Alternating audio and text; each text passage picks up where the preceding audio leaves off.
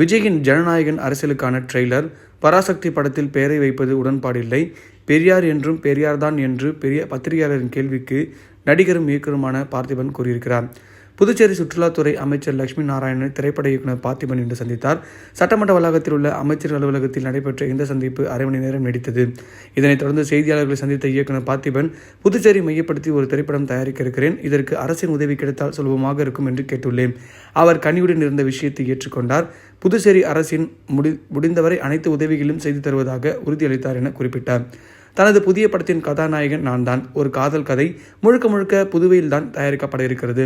படத்தின் 99% இங்குதான் படப்பிடிப்பு நடத்தப்படும் என்று கூறிய அவரிடம் அரசியல் கேள்விகள் கேட்கப்பட்டது. இதற்கு பதிலளித்த பார்த்திபன், எந்த ஒரு நடிகர் கட்சி ஆரம்பித்தாலும் ஒரு சந்தேகம் இருக்கும். அந்த ஒரு சந்தேகம் தான் விஜய் மீது இருந்தது. நான் சந்தேகப்படவில்லை. கூட்டம் வரும், ஆனால் அதன் பிறகு நிலைப்பார்களா என்று ஒரு சந்தேகம் இருக்கும்.